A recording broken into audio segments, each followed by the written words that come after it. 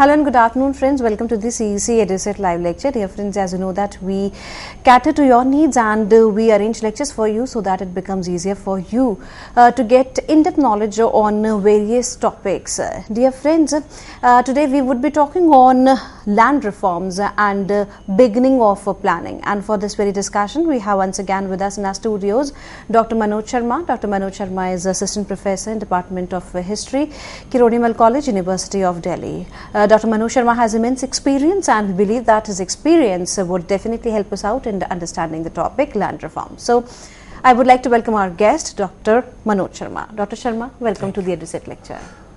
Very good afternoon to all the viewers, and today's topic of discussion is land reforms and why these kind of land reforms they became necessary after the independence of India and when the 5-year plans they began in India from 1951 onwards. So how land reform was an important consideration in the Indian politics at that point of time.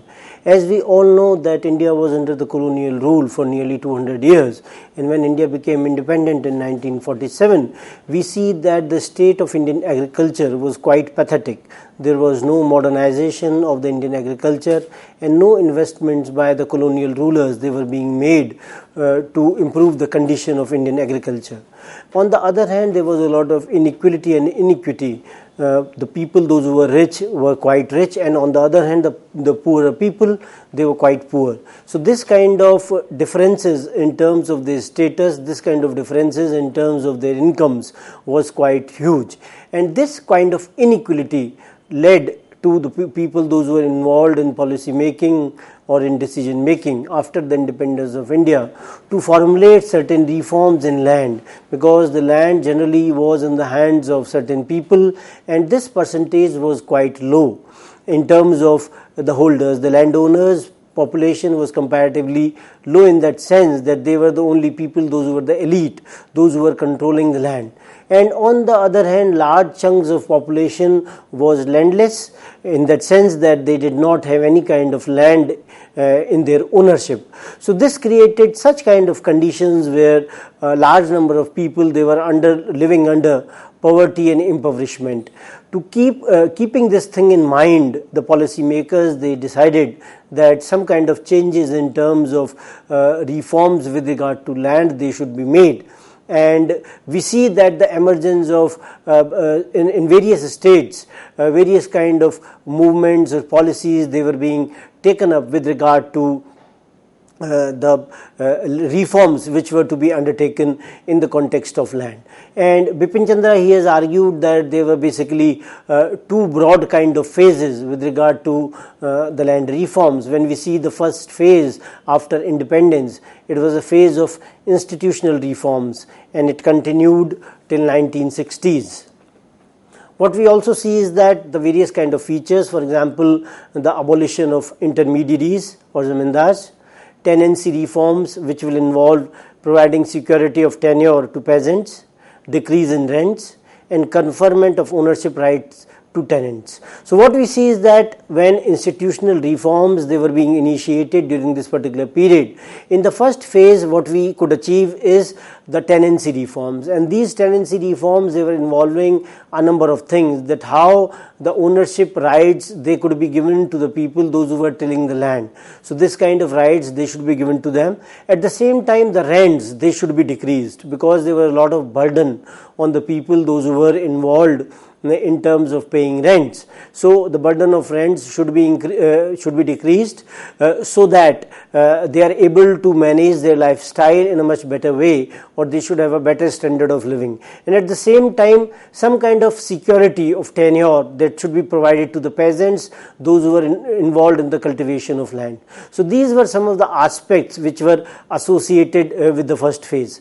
Apart from that, there was an important consideration in the form of ceiling on the size of land holdings. For example, a person who had a huge quantity of land, then that particular amount of land had to be given up. A particular amount could only be allowed to be kept by a particular landowner, and this varied from state to state. And at the same time, how more focus on cooperatives should be done. So in that way, corporatization of the land could be undertaken, and at the same time community development programs, that how communities in different areas they were being involved in the development programs so that they were able to ameliorate or improve their condition in which they were living. So these were some of the things which were being undertaken in the first phase. When we talk about the second phase, which was there in mid or late 1960s, we find that there was gradual ushering in of so-called Green Revolution and the phase of technological reforms. And when we talk about the two phases, they were not rigid watertight compartments, they were complementing each other on the other hand, and the fair degree of overlap in programs during these phases. So what we see is that in the second phase there was a lot of focus on a number of things, especially in the context of the technological reforms, and Green Revolution was also a result of that. Green Revolution, which began in 1960s, in 1969 in particular, and it became quite popular in the context that it was able to solve some of the problems with regard to the production of food grains, because India had a lot of problems in terms of production of food grains. And with the initiation of the Green Revolution in 1960s, we see that a lot of food grains, they were being produced in different parts of India, especially Punjab and Haryana, and large quantities of wheat, they were being grown in these two states, as well as UP. Some parts of UP, they were also involved in the Green Revolution. So when we say that Green Revolution was a success or it was a failure, then from the perspective of the production, it was a great success. But on the other hand, there are critics of Green Revolution, those who say that a lot of use of chemical fertilizers and pesticides led to the deteriorating of the soil, and in the long run it caused a lot of damage to the ecology. So we have both the proponents as well as the people, those who are the critics of the Green Revolution. And during this phase, Green Revolution made a mark in the Indian agriculture, and because of which a large number of food grains they could be produced. What we also see in the context of Zamindari abolition is that by 1949, Zamindari abolition bills or land tenure legislations, they were being introduced in a number of provinces. For example, UP, MP, Bihar, Madras, and we have the report of UP Zamindari Abolition Committee, which was chaired by Bipan, who acting as the initial model for many others. So what we see is that there was a lot of clamor for Zamindari abolition, and it was being understood that Zamindars who were holding a lot of lands, those who were the big land owners, and if they will have such quantities of lands, then land will not be there available for others. And the people, those who were landless, which were quite high in number, and it was being realized that these people, they had to be provided land by the government, and this was not happening. So in various states we see that a number of bills with regard to the abolition of Zamindari, they were being brought out, and when these kind of bills they came to the legislatures, they had their own supporters as well as the people, those who were not supporting such kinds of legislations. And on the other hand, there was a lot of threat with regard to the Zamindars as well, because Zamindars, they themselves were not in favor that such kind of bills which were dispossessing them of their property should be brought in the legislatures. So these were some of the important measures which were being undertaken at that point of time. And on the other hand, when we see the Constitution of India, which was promulgated and which came into force in 1950, and when it was enforced in 1950 and thereafter, we see some of the provisions of the Constitution of India. They were also talking about certain measures by which more and more equitable distribution of land could be undertaken by the policy makers, and they also initiated certain reforms with regard to that. And the leaders, those who were associated, they also felt assured that Zamindari abolition bills in the state assemblies would go through on the basis of compensation, which would be recommended by the state legislatures.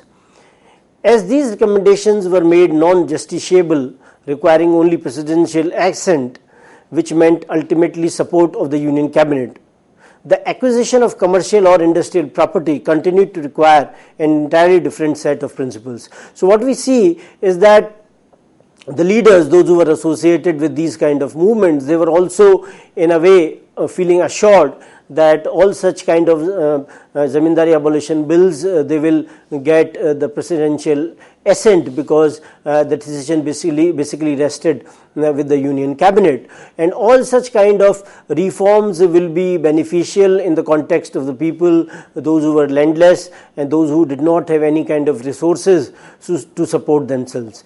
And when we see the question of commercial property, the different set of rules, they were being applied with regard to the commercial property.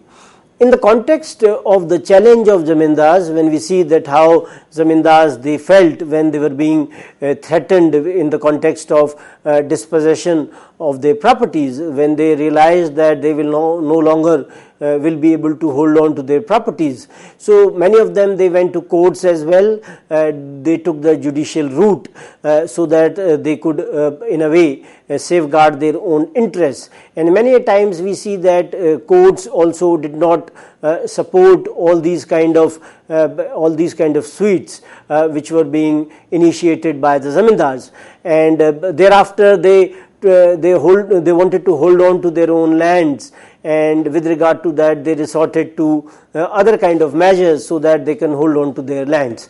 So first of all, they challenged the constitutionality of the law which permitted the Zamindari abolition. So this was the first thing which they wanted to initiate. On the other hand, in the Patna High Court, they also filed a suit with regard to this. And what happened was that Congress got amendments passed in the constitution so that some kind of safeguards could be undertaken.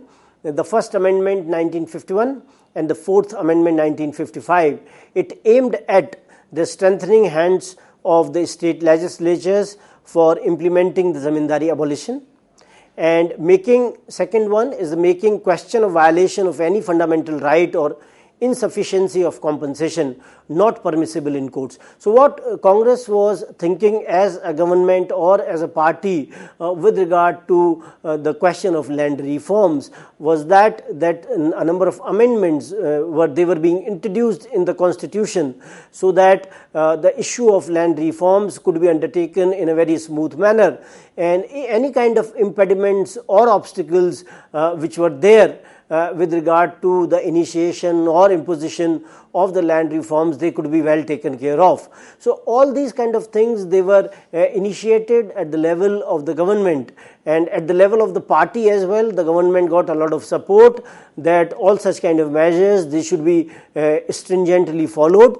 And such kind of amendments, they also helped in terms of legality, that the kind of measures which were being undertaken by the government, so the constitution was there to support such kind of measures. When we see the kind of difficulties which arose, one of the foremost was that there was shortage of adequate land records. Land records, they were absent in various areas, so it was getting very difficult when land records were not there to manage the land reforms, because land records were imperative in terms if the land reforms, they had to be undertaken. And what we see is that by 1950s, the process of land reforms involving the abolition of Zamindari in the British India and Jagindari in the princely states can be said to have been completed. Zamindari abolition was completed in a shorter period of time in the provinces or British India, because Zamindars as a class had been isolated socially during the national movement itself, as they were seen as part of the imperialist camp. So when we try to assess the situation in the context of British India as well as the princely states, we find that in the provinces it was comparatively easier, because Zamindars, they were supporting Britishers during the national movement, and they had alienated themselves during the national movement itself, and they did not have any kind of support as well when India became independent in 1947. So this kind of alienation of the Zamindars during the national movement was one of the became one of the conditions, or became one of the situation which facilitated their dispossession. When we also see the question of abolition, by abolition it meant that about 20 million erstwhile tenants, they now became landowners, because when zamindars, they were being dispossessed of their lands, then their lands, they were being redistributed to the people, those who did not have any kind of land, or the people those who were landless. So these people, they got some quantity of land, so that they became the direct tillers of the land, of the tillers of their own land. So this is one of the important things which happened during this point of time. And we do not have much figures and the number of households during this particular period, because they are quite unreliable, because in many areas a large proportion of tenancy was oral and unrecorded. So what we see is that when we try to find or see the records of these periods, the records are not all that authentic. Rather, they are more unreliable in nature, in the sense that this kind of the people, those who became tenants, they were orally given such kind of rights, and they were not being recorded on paper. So such unrecording of these kind of issues also created a number of difficulties during that particular period, and this was one of the important difficulties, as the shortage of records made it very tough for the officials, those who were involved in these kind of matters.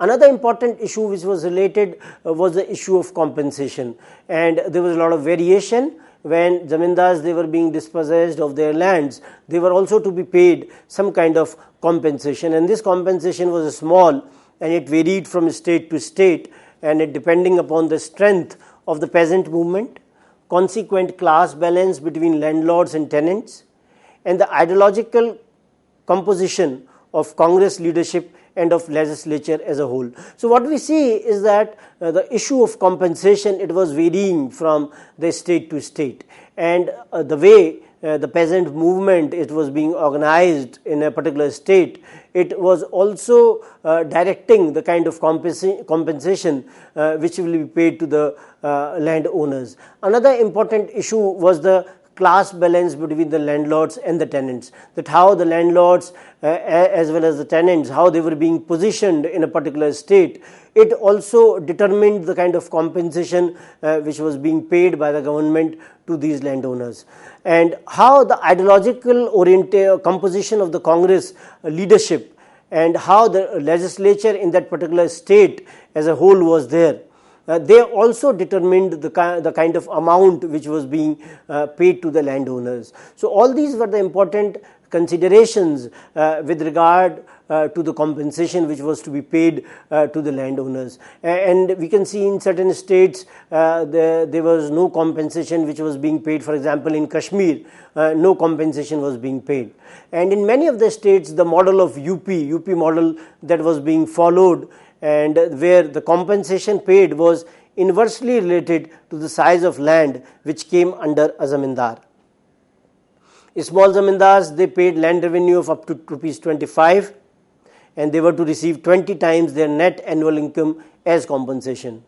Zamindars who paid land revenue ranging between 2,000 to 10,000 were to receive 2 to 4 times their net annual income as compensation. And in many cases we see that the compensation payment, it is stressed. So what was happening in the context of compensation, when we see that the payment of compensation, it was getting stressed, it was not being paid on time, so it created a lot of problems as well, that the zamindars, they were not ready to part away with their lands, and many times when they got such kind of information that they will be dispossessed of their lands, so they found alternative ways so that they could keep their lands with themselves. And with these alternative ways, for example, transferring their lands to their relatives, or creating Benami properties, all such kind of measures, they were also being undertaken during that point of time, so that they could hold on to their own lands. When we see the Zamindari abolition, there were a number of weaknesses in the Zamindari abolition at that point of time. For example, in UP, Zamindars, they were permitted to retain lands that were declared to be under their personal cultivation. Personal cultivation was loosely defined as tillers, supervisors provided capital and credit. So this was one personal cultivation. It was defining that the people, those who were tillers, those who were supervisors, or those who were being provided capital and credit, they were considered as that was considered as some kind of a personal cultivation. And what we also, you can see on the screen as well, that how these kind of laws which were being imposed at that point of time, the land ceiling laws, they were being introduced. There was no limit on the size of land that could be declared under personal cultivation of zamindar. So that was an important kind of a weakness in that context, that when there was no ceiling, land could not be in a way, when there was no ceiling, so the zamindar could have as much as land as possible with himself. So that was one of the important in a way weakness which could be seen at this point of time. And what we also see is that Congress was also involved in some kind of a agrarian reform kind of a program at that point of time, and the Kumarappa committee was also introduced or formed so that it could look after the issue of land reform. And it suggested that the people, those who were putting in a minimum amount of physical labor, and those who participated in actual agricultural operations, they were considered to be performing the actual production or actual cultivation. So the tenant holding should not be below the economic level. So these were some of the ideas which were being introduced by the Kumarappa committee. And when we talk about the Zamindari abolition, when we see the kind of actual practices in the Zamindari abolition, we see that a large number of absentee zamindars or absentee landlords, they retained large tracts of land or large amounts of land, and zamindars, they resorted to large scale eviction of tenants to show under personal cultivation. And the draft bill was subjected to a lot of debate, and it referred to select committees and repeated amendments. And in Bihar we see that a lot of they tried to block the legislation despite losing their case in Supreme Court. So zamindars, they were also resorting to different measures or alternative ways so that they do not lose their lands. And in that context, either they went to the judiciary, they filed cases or suits, and on the other hand, they also in a way transferred their lands to their relatives or to their friends. So they became the Benami properties. So all such kind of tactics or measures, they were being undertaken by the zamindars at that point of time. And a number of problems they also cropped up because they were not ready to hand over the kind of land records which they had. And when land records, they were not being given to the government officials, so they had to construct their own records, and it was a very lengthy process. So this was one of the important problems at that point of time. And on the other hand, we also see that there was some kind of collusion between the landlords and the lower level revenue officials, and many of these revenue officials, they were some sort of an agents of the zamindars at some point of time. So they were acting in unison because these revenue officials, petty revenue officials, knew zamindars from an earlier times, and they wanted that they should not in any way cause any kind of inconvenience to their masters or the former masters. So such kind of problems could be witnessed at this point of time.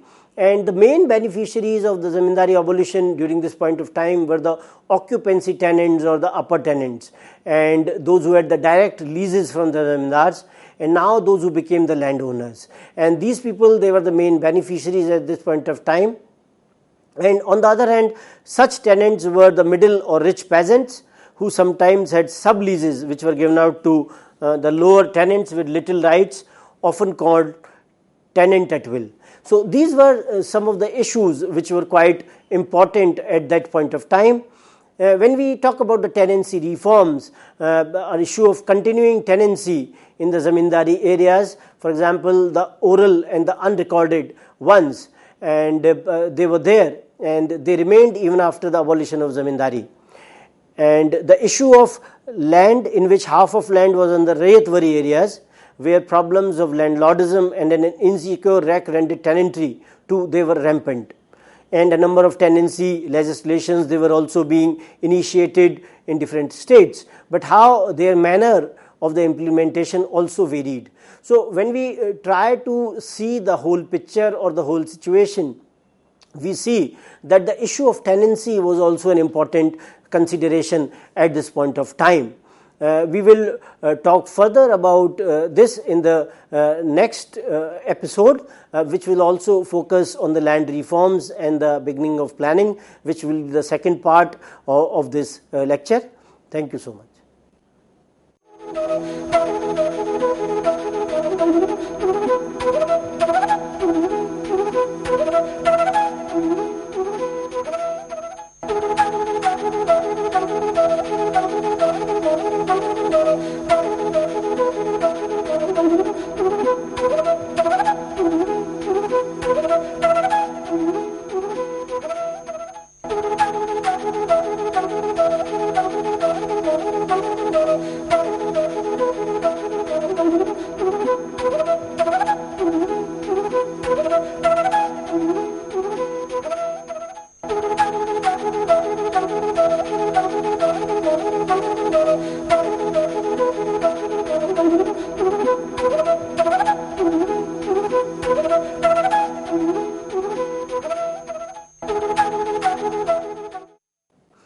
Very good afternoon to all the viewers.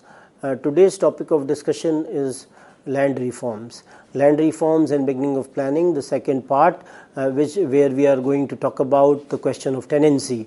And when we talk about the land reforms, why they were important in this context, we find that land reforms, they were being initiated because the condition of India at that point of time was such that there was a lot of inequality, unemployment and poverty, and when India became independent, it became imperative to remove that kind of poverty and landlessness among large sections of peasantry and society. And when we talk about the objectives of the tenancy reforms, we find that there were three basic objectives. The guarantee of the security of tenure to tenants was one, who had to cultivate a piece of land continuously for a fixed number of years, and this was varying from region to region.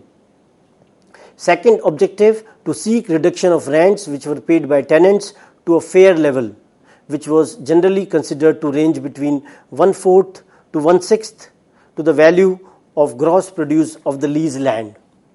Third was the tenant gain right to acquire ownership of lands he cultivated subject to certain restrictions.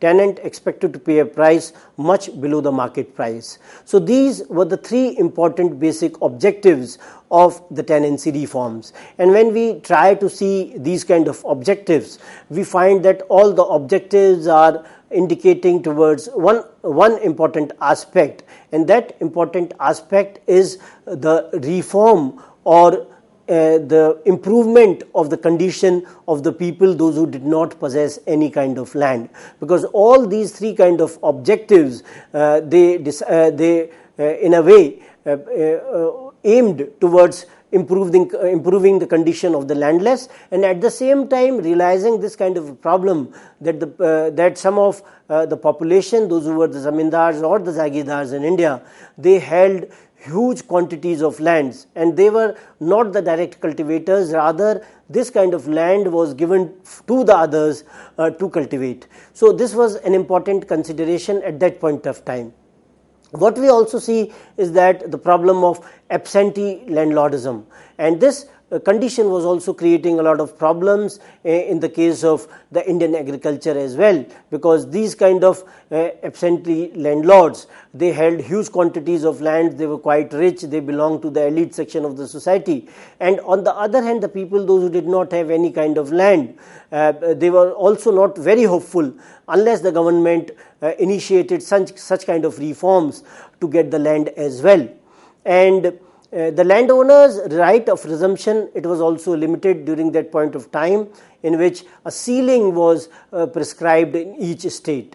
And in the first plan or the first 5-year plan, we see a limit of 3 times the family holding. And the family holding was defined as a single plough unit. And while resuming land, landowner could not deprive tenant of his entire lands. So these were some of the important issues which we could see during this point of time. For example, in Bihar, the floor was half the holding of the tenant or minimum of 5 acres. In West Bengal, it was 2.5 acres. So it varied from state to state. And when we try to find the kind of concerns which were there during this point of time, the landowner was not to be deprived of all his land. Landowner should also get some kind of land on which he can do cultivation. And on the other hand, we see that he should also not have such quantities of land where others will not be able to hold on to any kind of land. So these were some of the concerns which we could see during this point of time.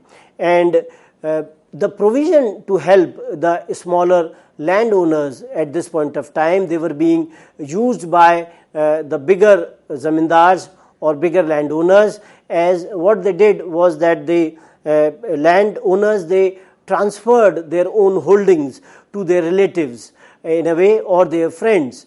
And when their holdings, they were being transferred to the relatives or to the friends, then at that point of time they realized that they could hold on to their own lands, and at the same time their lands will not be transferred to the government or to the cooperatives, and they will not be distributed to others. And when we see the eviction of tenants in this context, we find that the Planning Commission panel on the land reforms, it noted in 1956 that between 1948 and 1951, the number of protected tenants in the state of Bombay, they declined from 1.7 million to 1.3 million. That is more than by 23%. Many were legally and voluntarily evicted. In many cases, tenancy legislation led to tenancy being pushed underground. That is, it continued in a concealed form. Tenants, they were called the farm servants, though they continued in the same status. So what we see is that when tenants, they were being evicted from the farms, they were being continued in a different form. They were being called as the farm servants. And when they were being converted into farm servant, their status did not change. And at the same time, they were also not being given any kind of land as well. So these kind of problems with regard to the issue of tenancy, with regard to the eviction of tenants, could be seen during this point of time. And at the same time, the tenants, they were also being converted to sharecroppers, that they were being given a land, and there was some kind of an agreement between the land owner as well as the tenant, and these tenants, they became the sharecroppers, where they were sharing the crop between the owner as well as between themselves, and they were not in any way who were protected under the tenancy legislation, because they were considered to be the sharecroppers, they were not the tenants. So such kind of measures, they were being they could be seen during this point of time. In the case of West Bengal, we see that the sharecroppers, they were known as the Bargadars, and they did not receive any kind of protection till 1970, when West Bengal Land Reform Act, it is amended to accord limited protection to them. So in many of the areas, some of the people, those who were known as the Bargadars, those who were the sharecroppers, they did not have any kind of way in which they could improve their condition in that sense, because any kind of protection which could be given to them by the government was not available to them. And their condition could only be improved after 1970, when some kind of reforms, they were being introduced at that point of time in the act which was initiated by the West Bengal government.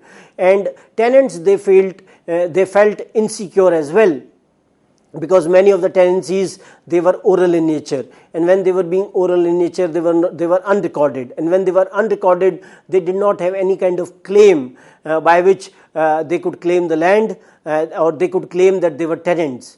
And in 1961 census, if we see that 82% of the tenancies in the country, they were insecure, and a number of programs, they were also being introduced in India in different states, so that the hutment dwellers and the tenants, they could be given some kind of lands. For example, the Operation Barga in Bengal, in West Bengal, and the sharecroppers, they were being registered, and so that they could get some kind of legal rights which were permanent occupancy and heritable rights. So all these kind of rights which were legal in nature, they could also be given to the sharecroppers as well, and these kind of movements in different parts of India, they were being undertaken so that their condition could improve. So that was an important consideration from that point of view. And when we try to find some other kind of programs apart from the West Bengal, we also see that some kind of division between the sharecropper as well as the landowner that could also take place. For example, the crop division of 1:3 between the landowner and sharecropper was seen in some of the states. And when we try to assess the Operation Barga, we see that it could not be completed because of some of the problems. First was the politically unviable and ethically indefensible. When they were faced with landlords who themselves were cultivators with only holding only marginally larger lands. Second was the majority of cultivators, small cultivators controlling less than 5 acres, further redistribution difficult. Then third was landlord often able to rotate a piece of leased land among 2 or more sharecroppers or bargadars. Registering anyone would oust the other and both would reduce optimum size of holding. So these were some of the problems with regard to the bargadars, those who were there in the West Bengal. And these kind of issues, because of which they were not able to improve their condition as well. This program remained incomplete in that context because it was politically unviable and ethically indefensible first. And in the third framework, when we try to find that why this kind of a situation where bargadars, they were not able to secure their rights, that Zamindars, they had given their lands to 2 or more bargadars. So if one bargadar is given any kind of right, then the other bargadar will be denied that kind of right. So these kind of this kind of practical situation created a condition where the situation or the condition of the bargadars could not be improved. When we try to see the limitations of the tenancy reforms during this point of time, we find that the security of tenure to all tenants was a limited success. Secondly, the reduction of rents to fair level almost was impossible to achieve, and it created adverse landman ratio and led to high rents. Rents ranged from 20 to 25% of the gross produce to 70%. Thirdly, the acquisition of ownership rights by the tenants achieved only partially. In 1975 in Gujarat, out of 1.3 million tenants, ownership rights had been purchased by 0.77 million. So what we see is that the tenancy reforms, they had a number of limitations as well. And the kind of security way of tenure which was to be given to the people could not be achieved. So this was one of the important limitations, as it could not reach a wider number of people. Secondly, the reduction of rent to fair levels could also not be achieved during this point of time. And when we see that why the tenants, they could not or did not acquire the ownership rights during this particular period, it was because of the fact that there was hardly any motivation to try and acquire full ownership, which would involve not only raising the capital but legal and other complications as well. This was one of the important aspects because of which the ownership rights, they were not being acquired. Then these superior tenants were practically virtual owners. So again, they were not very interested because they were the virtual owners of the land. So this it was not their consideration that they should acquire more and more land. And when we see the kind of land ceiling which was being imposed on the land, it varied from state to state. And the objective of land ceiling was to make the distribution of land more equitable in nature. In 1946, All India Kisan Sabha, it suggested that 25 acres per landholder should be given or fixed as a limit of ceiling. Then there was a committee which was headed by Jawaharlal Nehru, which was AICC appointed committee, and it recommended that the maximum of size of holdings, it should be fixed, and the surplus land should be placed at the disposal of village cooperatives. So what we see is that Congress as a party, Congress as the government, at both levels it was trying in different ways so that land reforms could be undertaken, but they had a number of problems with regard to the issue of Zamindars, how they wanted to seek all kinds of legal opinions or legal remedies by which they could negate the legislation which was being introduced in different states. And Congress was also appointed a committee under the chairmanship of J.C. Kumarappa, and this committee also found that the kind of ceiling which was to be imposed, it was to be 3 times the size of an economic holding. It was suggested by this committee, and economic holding was defined as that which would give a reasonable standard of living to the cultivator and provide full employment to a family of normal size and at least to a pair of bullocks. So this was an economic holding which was defined by J.C. Kumarappa, and he also felt that, the committee also felt that it should not be more than 3 times the size of an economic holding, because the ceiling was to be in such a way that the zamindar should also get some amount of land, and on the other hand a large amount of land should also come to the state, so that that land could be distributed to the landless.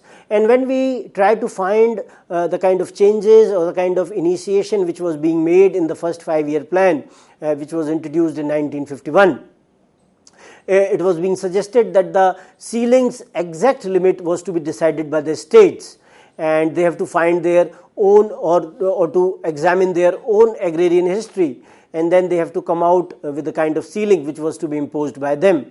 And all such kind of redistribution was again, time and again, was reiterated by CWC and AICC, Congress Working Committee and All India Congress Committee, in their different meetings.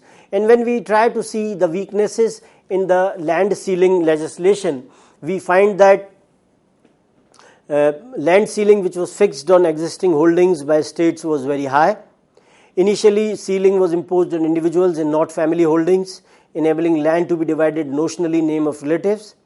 In many states, ceilings could be raised if size of the family of the landholder exceeded 5. Thirdly, a large number of exemptions to the ceiling limits on certain categories of lands, tea, coffee, plantations, rubber, etc.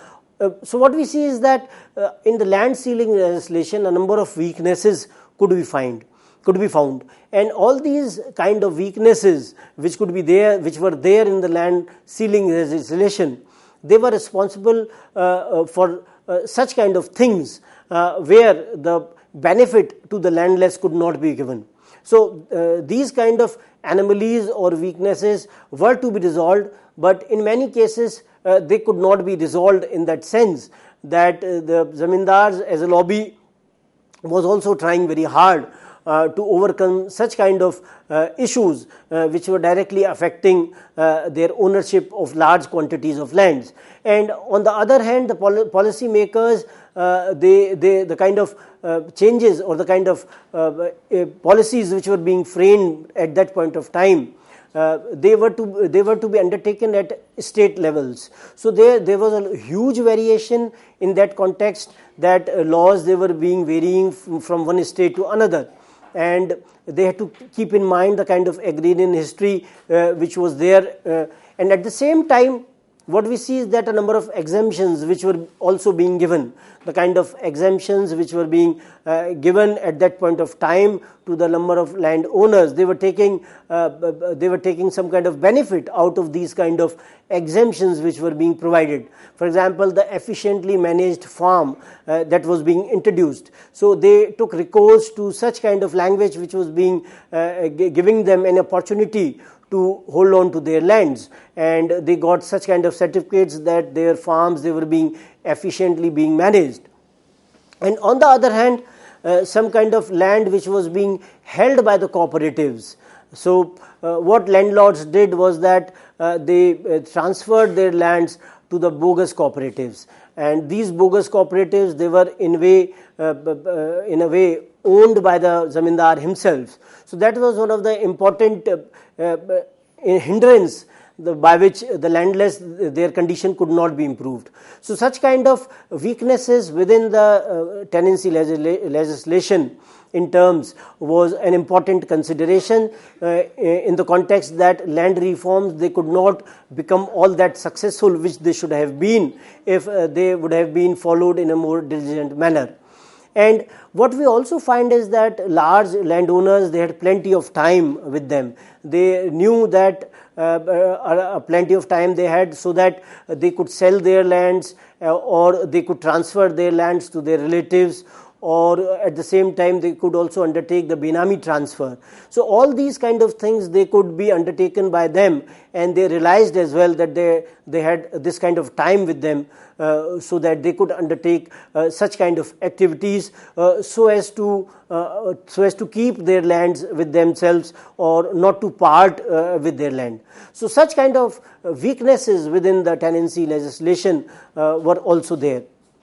What we also see is that because of this, mass eviction of tenants also took place, that a large number of tenants, they were being evicted of their holdings which they had, and the resumption of lands up to the ceiling limit was also being done. And they also claimed falsely that they have shifted to progressive farming. So all these kind of things, they were being done by the Zamindars, that they were shifting to progressive farming, because of which they should be given all kinds of exemptions. That was also being done. When we try to see the kind of results of the land ceiling legislations, we find that till end of 1970, not a single acre was declared surplus in large estates.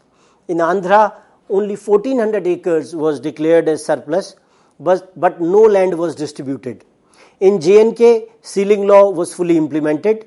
230,000 acres of land was redistributed. Then Indian countryside saw consolidation of owner cultivator or rich peasant interest. So what we see is that the owner cultivators or the rich peasants or the elite section of the society, they consolidated themselves. They became some kind of a group which was trying to bring some kind of a threat to the legislation itself, because they went to the courts so that they wanted some kind of a legal remedy, so that they do not part away with the kind of land which they had, which were, and in many of the cases, in spite of the courts not ruling in their favor, even then they wanted to, in a way, bring some kind of a pressure on the people, those who were bringing all such kind of legislations. And on the other hand, we see that there was some kind of agrarian radicalism as well in the context of the Naxalite movement in different parts of India. As you can see on the screen as well, that in these states we find the Naxalite movement, and the land grab movement by the landless in the West Bengal could also be seen. So the kind of recommendations of the Central Land Reform Committee, when you see the kind of reforms which they suggested, substantial reduction in the ceiling limits, that the ceiling limits, they should be reduced in large numbers. The quantity of land which was to be kept by the Zamindars, that should be reduced. That was one of the important reform that was suggested by them.